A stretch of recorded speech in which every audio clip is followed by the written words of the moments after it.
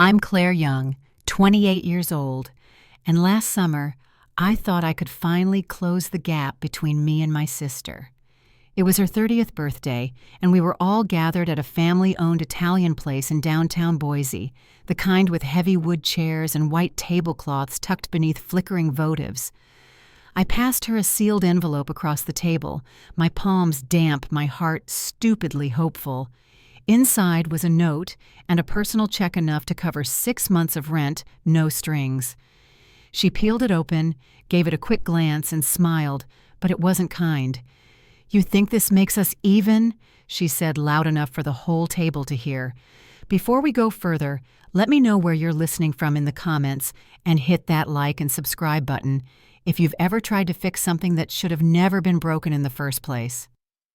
I've lived in Boise my whole life. Grew up on the West End near the foothills in a small yellow house with creaky steps and a porch swing that never stopped squeaking.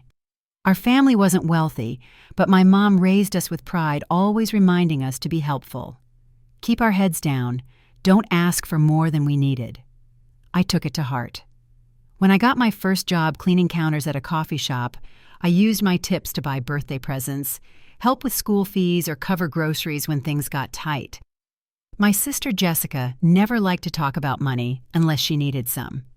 She was always brighter, louder, more magnetic than me, the kind of person who could make you feel like you'd been seen and dismissed in the same breath. When I was 18, I spent 2 weeks' worth of pay on a scarf I thought she'd love. It was red with soft patterns that reminded me of her lipstick and the loud bangles she used to wear. She opened it, looked me dead in the eye, and laughed like it was the punchline of a joke she'd been waiting to tell. She called it a goodwill reject. For 10 years, she never let it go. The scarf became the running joke at every birthday, every holiday. It was always that scarf and always a reminder that I owed her for getting it wrong. So I paid in other ways. I paid her rent more than once, covered overdrafts, gave her rides to interviews she never showed up for. I paid my mother's late electric bills, bailed out my aunt when her transmission gave up, and quietly footed the bill when Jessica's credit card got declined on her birthday dinner 3 years ago. I thought that envelope 6 months of rent paid in full would mean something, not just financially, but symbolically. I wanted her to know that I remembered the scarf and that I had grown.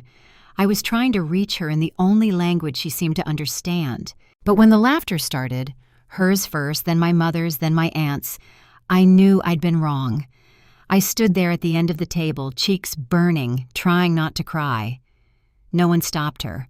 No one told her that maybe she'd gone too far. I reached out, slid the envelope back, and said, "Never mind." And just like that, the air shifted. Voices rose, accusations flew, and someone knocked over a glass of wine. That night would change everything. I just didn't know how far it would go yet. The summer air outside the restaurant was thick, the hum of cars rolling past, as I stood there with my purse on my shoulder and my hands still trembling. I could still hear her voice in my head. Jessica's voice. "You think this makes us even?" It played over and over like a stuck note in the back of my mind. The envelope I had pulled back off the table was folded in my hand, now pressed flat from the tension in my grip. Inside was a check for $6,000, the one I thought might finally close the gap she never let me forget. It had started with a birthday gift, 10 years ago. I was 18, working part-time at a coffee shop in Meridian, saving everything I could. I spent 2 weeks of tips on a red scarf I thought she'd love, bright and soft, with a little shimmer woven through. She unwrapped it and held it up like it was dirty. Said it looked like something from the clearance bin at a thrift store, and that I must have been joking. I wasn't. She never let me forget it. That scarf became a punchline, a symbol, a wedge. Every time I helped her out, paid a bill, covered a bounced check, she found a way to bring it back up. And each time she did, it chipped away at something. I kept hoping if I gave more, it might one day cancel out that moment. But I was wrong. Inside the restaurant, things were unraveling fast. My mother. Patricia leaned forward, her voice low but firm, like she thought she could still pull it together. "Claire, don't do this," she said. "You're making a scene." I looked around the table. My Aunt Janice kept her eyes down, but her smirk gave her away. Jessica hadn't moved. She was leaning back with her arms crossed, the same smirk on her face like she'd won. "I'm done," I said. I didn't raise my voice, but it carried. It was the first time I'd said it out loud. No more money, no more fixing things. The silence at the table stretched for a second, then cracked wide open. Jessica sat up, her voice sharp. "You're selfish," she said, her lip curled. "You think you're better than us just because you've got a job." I didn't answer her. My mother jumped in, her voice shaking now, trying to manage it all. "Claire, we're family. You can't just walk away like this." My aunt finally spoke, not looking at me, just shaking her head and muttering something about loyalty. The noise swelled around me, voices rising all layered on top of each other. Selfish, ungrateful, cold. Every word hit like a slap. I looked at Jessica again, still smirking, still certain I'd give in, that I'd do what I always did. "You've taken enough," I said this time steady. "Figure it out yourselves." My mother's hands clenched around her napkin. "Claire, you don't mean that. We need you." I didn't move, didn't blink. They didn't need me.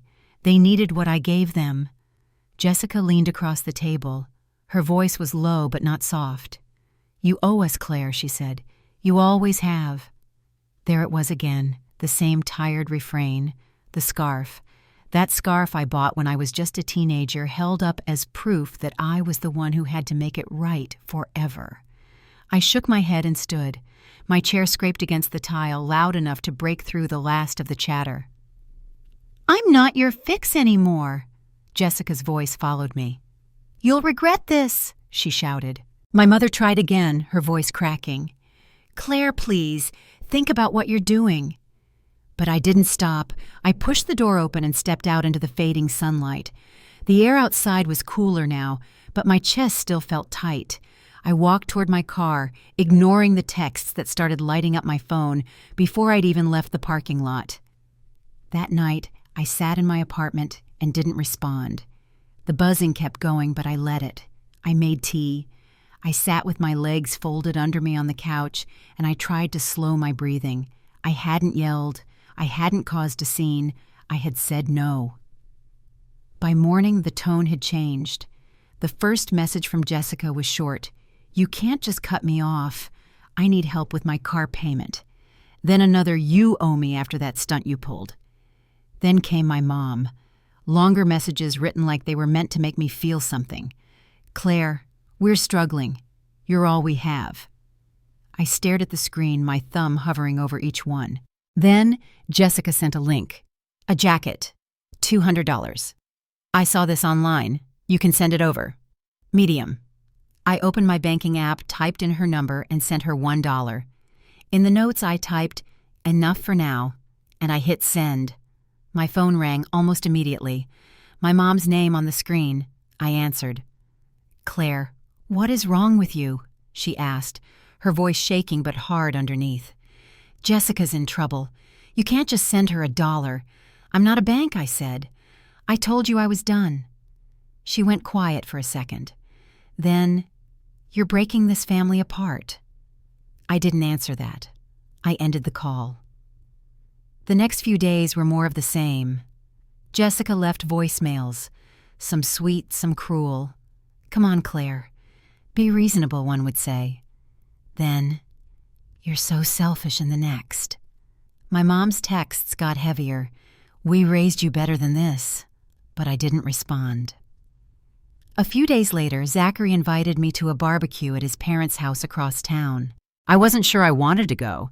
I still felt raw, like I was walking around with bruises no one could see. But I said yes. Their backyard was lit with string lights. Someone had set out folding chairs near the fire pit. The smell of grilled burgers filled the air. Zach's dad stood at the grill, cracking jokes. His mom waved me over with a smile and handed me a glass of lemonade.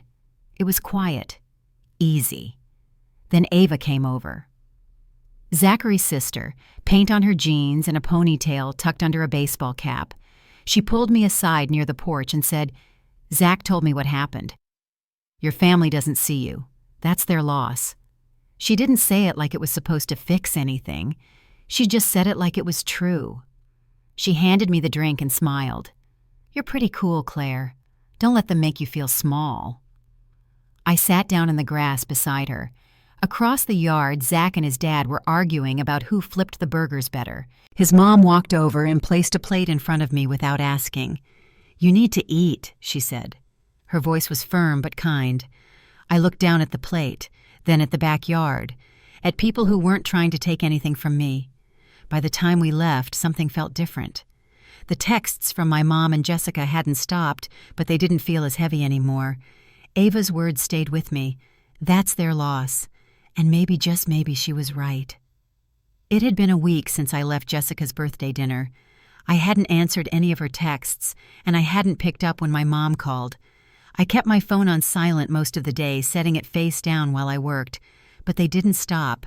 The notifications stacked up. Messages from Jessica came in every couple of hours, some annoyed, some frantic, some just links to things she wanted. On a Thursday afternoon, I was at home working through design edits for a client. I'd spread my notes across the dining table trying to stay focused, but the buzzing kept pulling me back.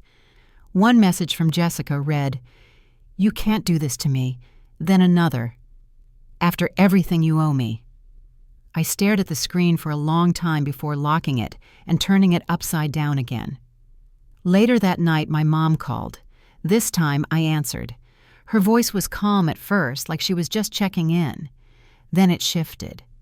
"Jessica's having a hard time, Claire," she said. "She's behind on her car payment. You know she doesn't have anyone else to turn to." I didn't say anything. "She said you sent her $1, my mom continued. "Claire, that's cruel. What are you trying to prove?" I took a breath. "I'm not trying to prove anything. I told you I'm done." There was a pause.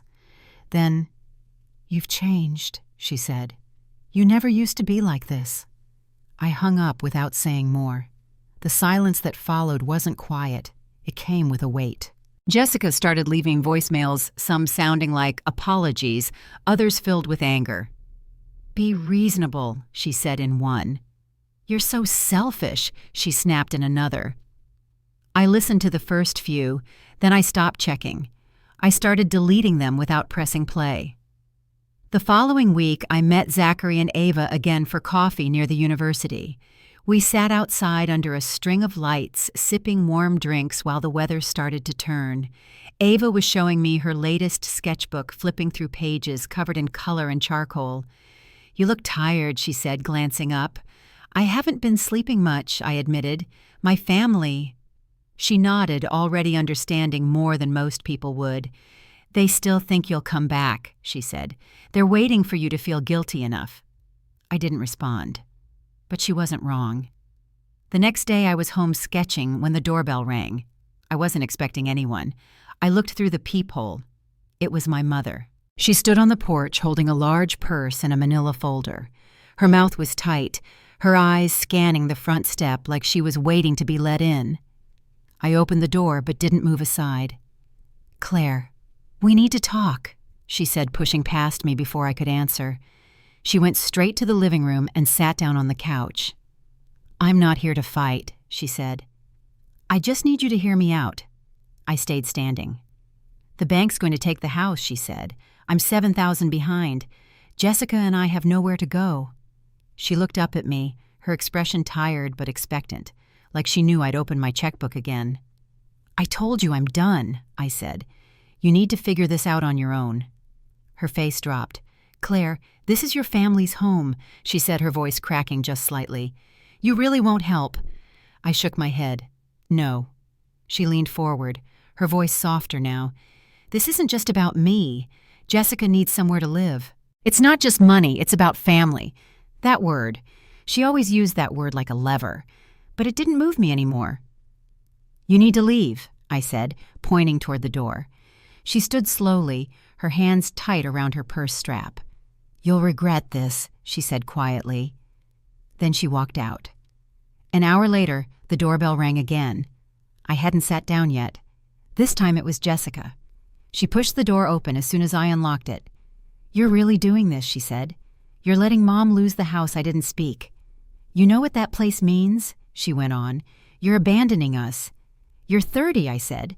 "You've got to figure things out for yourself." She laughed, sharp and bitter. "You think you're so much better than us." "That stupid scarf you gave me? You did that to humiliate me. You've always hated me." Her voice rose, and I could see the red building in her face. I stepped back and pulled out my phone. I opened my banking app, typed in her number, and sent her $2. The message said, "Time to grow up." Her phone dinged. She pulled it out of her pocket, looked down, and then looked at me like she couldn't believe it. $2, she shouted. "You think this is funny?" I met her eyes. "It's more than you deserve." She stood there for a few seconds, breathing hard. Then she turned and slammed the door behind her, the frame rattling against the wall. I stood in the quiet afterward, barely moving. My hands were shaking, but I didn't feel cold. I sat on the edge of the couch, letting the silence settle again. I had sent hundreds, thousands even over the years. But this was the only payment that ever meant anything. It wasn't about the money. It was the line I'd drawn, and I wasn't going to cross it again. The apartment was quiet after Jessica slammed the door. I stood still for a while, then slowly sat back down on the couch, my hands still trembling from the way her voice had filled the room. She hadn't come to talk, not really. She came to push, to pull, to try one more time to get something out of me. But this time, I didn't give in. Over the next few days, I turned off notifications. I kept my focus on freelance work, letting the noise settle behind me, like the sound of traffic outside a window you've decided not to open. I kept the blinds drawn. I went on long walks. I cleaned out the pantry. I didn't answer the phone. Toward the end of the week, Zachary invited me back to his parents' house. They were having a small dinner, just a few family members, nothing fancy, nothing formal. I almost said no. I told him I had too much to do, but he knew better. He just looked at me for a moment and said, "You don't have to talk about anything. Just come eat." I pulled into their driveway that Saturday just before sunset. The porch light was already on, and I could hear laughter from the kitchen as I walked up the steps. Inside, the smell of something warm and familiar filled the air. Garlic roasted vegetables, maybe something baked with cheese. Zach's mom greeted me at the door with a smile and a soft, "Glad you made it." She handed me a glass of lemonade and told me to make myself comfortable. Ava was already there, perched on the edge of the armchair, with her knees pulled up, flipping through a notebook with paint still smudged on the cover. She looked up when I came in and motioned for me to sit. "I made you something," she said, reaching down beside her chair. She pulled out a rolled-up sheet of paper held together with a rubber band. I sat down and took it from her, gently unrolling it onto my lap. It was a drawing, vibrant, bold, full of color.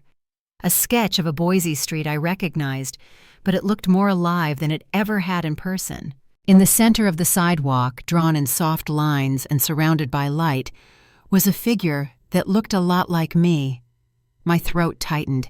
I stared at it, unsure what to say. "I've seen your work," Ava said, her voice light. "I thought you should have something made just for you." I looked up and she just shrugged, like it wasn't a big deal. "You always make cool stuff for other people. Felt like it was your turn. It wasn't about the drawing. Not really. It was that she saw me, not the fixer, not the wallet, not the mistake maker, but me. She hadn't asked for anything. She had just wanted to give something back." Zachary walked in a few minutes later, and the three of us sat around the coffee table while his dad William came in from the garage, wiping his hands on an old towel. "You hungry?" he asked, nodding toward the kitchen. "We've got too much food as usual." At dinner, they passed dishes around the table without ceremony. Zach's mom asked about my design projects, curious but not intrusive. Ava joked with Zachary, teasing him about how he still didn't know how to load the dishwasher properly. William offered me a second helping before I could finish my first. After dinner, as the table cleared and conversation moved to weekend plans and book club schedules, William waved me over to the living room. He pulled a thick folder from beside his chair and opened it on the coffee table. "Claire," he said, "Zach showed me your portfolio. You've got talent." I sat beside him watching as he laid out sketches of a city park, lined paths, mural walls, a central pavilion. He pointed to one sketch in particular. "We're planning a new community center in this space. It needs signage murals, a visual identity. I think you could design it." I didn't know what to say at first. I looked at the folder, then at him. "Me?" I asked. William nodded. "Yeah, you. I think you're the right person for it." He wasn't offering me help. He was offering me trust, not because I had something he needed, but because he believed I had something to give. Later that evening, I sat on the back steps with Ava while Zachary helped his dad bring in the folding chairs. The sky had faded into that quiet blue that comes right before night, and the air had cooled just enough to remind me that fall was coming. Ava rested her chin on her knees and looked over at me. "You're going to crush that project," she said. "Just promise you won't forget us when you're famous." I smiled, my fingers, still resting on the edge of her drawing, rolled up again and tucked beside me on the step. When I got home that night, I spread out William's folder on my kitchen table. I unrolled Ava's sketch next to it and just sat there for a while, looking at the two side by side. One was a professional opportunity. The other was a gift, unexpected and freely given. I picked up a pencil and started sketching. I didn't think about who I might be disappointing or who might be waiting for me to fall back into old patterns. I didn't check my phone. I didn't wonder what my mother or sister were doing. I just drew. By the end of that week, the mural sketches were coming to life. I had spread out a large sheet of butcher paper across my kitchen table, color palettes taped along the edge, little notes scrawled in pencil between the drawings. The community center project was starting to feel real meetings with city staff, feedback from William, and a growing sense that my work might actually matter to someone. Then the doorbell rang. It was late morning. I wasn't expecting anyone. I set my pencil down and walked quietly to the front door, glancing through the peephole. My mother stood on the porch, arms crossed, her expression tired but sharp. When I opened the door, she stepped forward immediately, not waiting to be asked. "Claire," she said, "we need to talk." Her tone was tight. I wouldn't be here if it weren't important. I stepped aside reluctantly, letting her into the living room. She looked around, eyes moving from the drawing on the table to the coat still hanging near the door. Then she turned and faced me. "It's about the house," she said. "I'm behind again. I don't want to lose it. Your sister and I, there's nowhere else for us to go." I stayed quiet. She continued, "We're not asking for the world, Claire. Just a little help. You've always been the one who had it together. And now," her voice faltered just slightly, "now we need you again." I walked to the table and picked up her manila envelope, still unopened from the last visit. I handed it back. "I told you last time," I said. "I'm not doing this anymore." Her face hardened. "You'd really let your mother end up on the street." I shook my head. "You're not on the street. You're just not in the house anymore." She stared at me, her jaw tight. "I never thought you'd turn out like this." I didn't say anything. I walked to the front door and opened it. She looked at me for a long second, then stepped outside, muttering something under her breath. When the door closed behind her, I turned the lock. The next afternoon, it was Jessica. Same doorbell, same porch, different tone. She stood there with her arms crossed, eyebrows raised. "So that's it," she said as I opened the door. "You're just going to sit back and watch Mom lose everything." I leaned on the frame but didn't move to let her in. She stepped closer. "You've always wanted to feel superior, haven't you?" she said. "With your little drawings and your clean apartment and your fancy boyfriend." I didn't respond. She kept going. "You think we don't know what you're doing. You want us to fail so you can feel better about yourself." I blinked once, then said, "Jessica, I'm not doing this with you." She scoffed. "Of course you're not. You never take responsibility. You gave me that scarf just to humiliate me. You knew I'd hate it." I was quiet for a long beat. "You're 30, I said. "Grow up." Her face froze. For a second I thought she might turn around and walk away, but she didn't. Instead, her voice dropped. "You're going to be alone, Claire," she said. That's how this ends for people like you." I stepped inside without a word, grabbed my phone from the coffee table, and pulled up my banking app. I entered her number, typed in an amount, and hit send. Her phone pinged almost immediately. She pulled it from her jacket pocket and looked down. $2, she said, holding it up like it was proof I'd lost my mind. I met her eyes. "It's more than you deserve." She stared at me, stunned, then turned and stormed off down the walkway, her boots striking the pavement harder than they needed to. The door shook when I closed it behind her. That night I sat in the kitchen with a mug of tea, the room still the drawing paper untouched. The apartment felt different now. Not empty, just mine. There was no guilt, just a quiet line finally drawn. The following week, Boise settled into early October. The mornings were brisk now, the kind of cold that carried a quiet calm with it. I kept the windows cracked just enough to let fresh air into the apartment while I worked. The community center sketches had taken over the table drawings layered with feedback notes from William color mock-ups clipped to the edges. It was the kind of project I hadn't realized I'd been waiting for. Then Ava showed up at my door on a Wednesday afternoon. She was holding a rolled-up piece of paper, her cheeks pink from the walk over. "I made you something," she said, stepping inside before I could offer. I cleared space on the table, and she gently unrolled the drawing next to my mural layouts.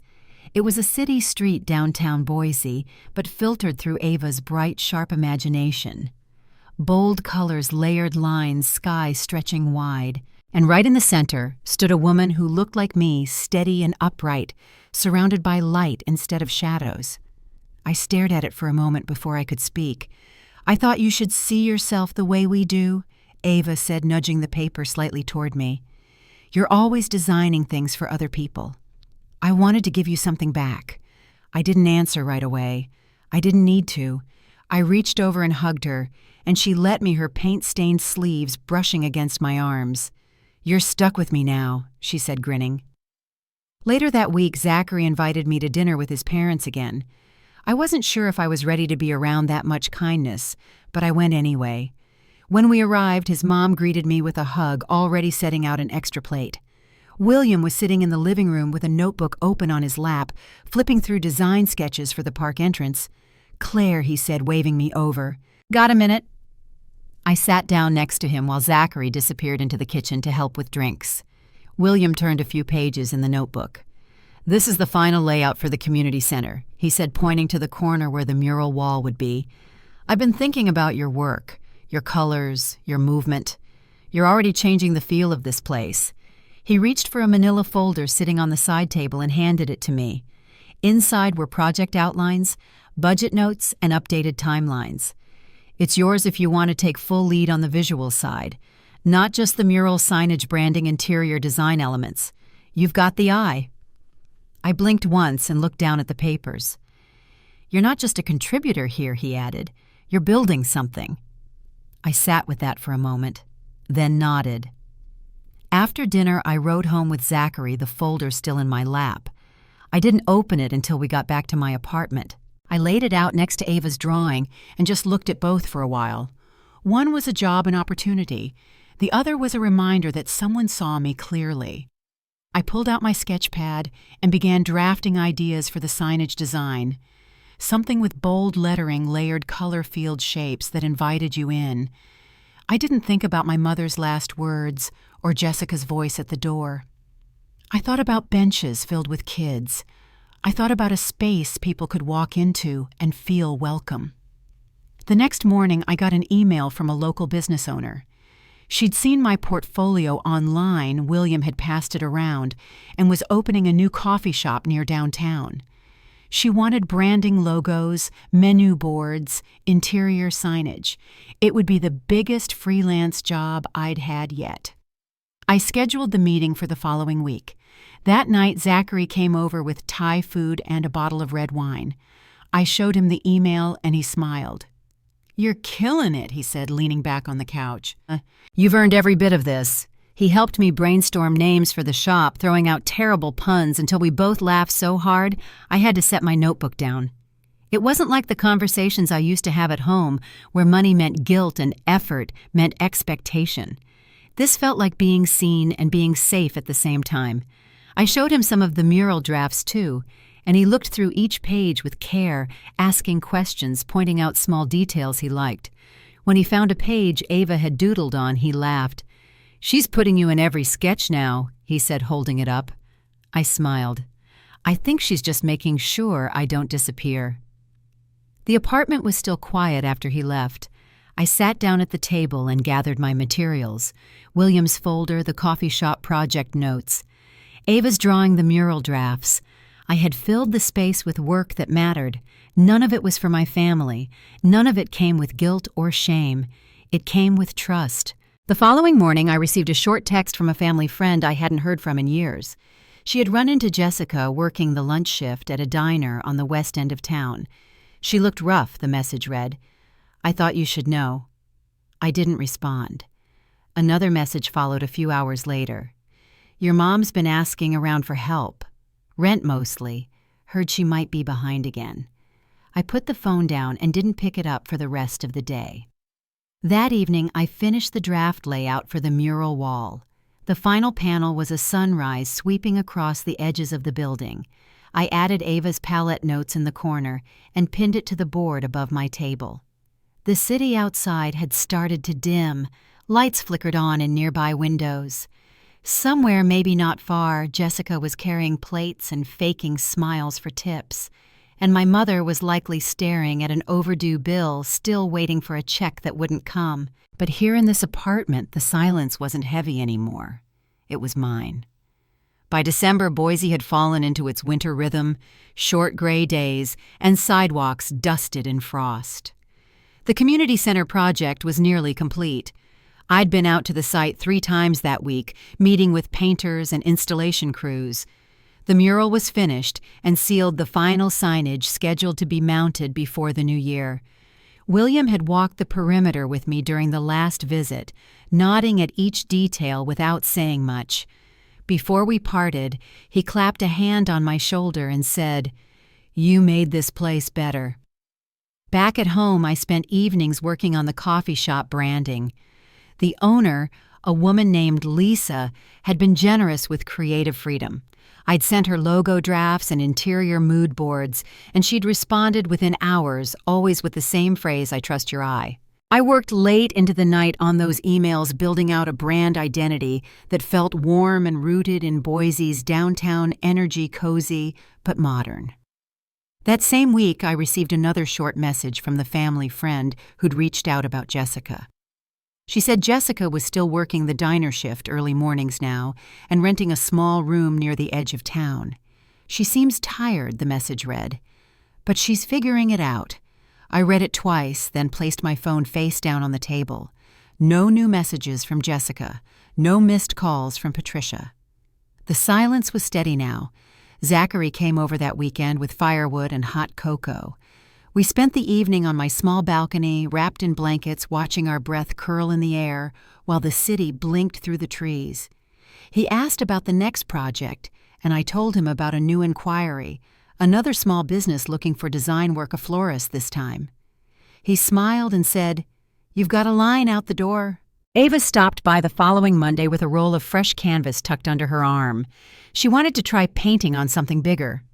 We spread it out across my floor, the corners weighted with mugs and books, and sketched quietly side by side for nearly an hour. While she filled in the outline of a mountain range, she asked, "Do you miss them?" I paused, then reached for a deeper shade of blue. Not in the way I thought I would. She didn't say anything else, just nodded. A few days later, I was walking back from a client meeting when I passed the diner. I hadn't meant to. I was taking a shortcut through a back street near the river and spotted the awning through the window of a bus shelter. I paused just long enough to recognize her Jessica balancing a tray in one hand and placing coffee cups on a table. Her hair was pulled back. Her movements looked practiced. I stepped behind a tree and waited until the light changed. That night, I sat at my kitchen table and looked through the photos I'd taken at the community center unveiling. Children standing in front of the mural, a couple sitting on the new bench William had helped design. Someone had captured me mid-laugh kneeling next to Ava, both of us pointing at one of her tiny hand-painted birds tucked along the mural's edge. That photo sat on my desktop now. I opened it, stared at it for a long time, and then set it as my screensaver. The next morning, I received an envelope in the mail. No return address. Inside was a flyer for a local apartment complex folded around a handwritten note in my mother's handwriting. It read, "This is where we are now. It's not much, but it's something. We're managing." There was no request, no apology, just that. I placed it on the counter and didn't move it for the rest of the day. Later that week, I joined William at the community center for one final walkthrough. The space was quiet, freshly cleaned, the scent of paint still faint in the air. He led me into the front lobby, where one of my largest signs had been installed, a welcome panel painted in layered reds and golds, with Ava's mountain line stretched across the bottom. "You did good, Claire," he said, his voice soft. "It feels like it belongs here." I nodded, hands in my coat pockets. "I've worked with a lot of creatives," he added. "You're one of the few who care enough to make it last." We stood there for a while without speaking. When I got home, the flyer was still on the counter. I picked it up and slid it into the back of a drawer with my sketch drafts and extra pens. Then I opened a fresh page in my notebook and wrote the words, "Spring Project, North Side Proposal." There was more to build. By February, the snow in Boise had started to melt into slush along the curbs, and the cold felt softer, somehow less sharp. I'd just wrapped up the coffee shop branding, and the grand opening was scheduled for the end of the month. Lisa had sent a voice message that morning saying customers were already asking about the artwork. I played it twice, then tucked my phone into my coat pocket before heading out for a walk. Back home, I spread out a map of the Pacific Northwest across the kitchen table. Zachary leaned over my shoulder, pointing toward the Oregon coast. "Cannon Beach," he said. "Great views, quiet, plenty of space to breathe." I circled it in pen. We booked a small cabin, just a weekend, just the two of us. Ava had already offered to house sit and made me promise I'd turn off work notifications. I promised. For the first time in years, I was planning something for myself, not to escape, not to recover, but just to enjoy. While packing, I came across a file folder at the back of my desk drawer, the one where I'd stashed the apartment flyer my mom had sent. I pulled it out, looked at the simple black and white photo of a modest building, then slid it back where it belonged. I hadn't heard from Patricia or Jessica since the new year. No calls, no texts, no doorstep visits. A friend mentioned Jessica was still at the diner saving for her own place. My mother was in a small apartment paying bills slowly but without my help, and I felt okay with that. Not cold, not angry, just clear. I zipped my bag and looked around the apartment. The mural sketches were stacked neatly now. Ava's drawing still hung above the desk edges, curling slightly from the steam of winter heat. The silence in the room no longer carried weight, it felt earned. There had been a time when I thought family meant saying yes no matter what, that love had to come with sacrifice, that being good meant being available even when it hurt. But the last year taught me something different. Saying no wasn't cruel. It was necessary. Drawing a line wasn't rejection. It was respect for myself, for what I'd built, for what I deserved. Zachary walked in from the hallway, carrying a bag of snacks and a blanket for the road. "Ready?" he asked, smiling. "More than you know," I said, slipping on my coat. We drove west toward the coast with the windows cracked, just slightly enough to let in the smell of pine. Ava had left a note on the counter, "Bring back a rock or a story. Either one will do." To anyone listening, here's what I've learned. Family isn't defined by blood. It's defined by how you're treated, by who shows up, who listens, who lets you be exactly who you are without trying to take pieces of you in return. If you're carrying guilt that doesn't belong to you, it's okay to set it down.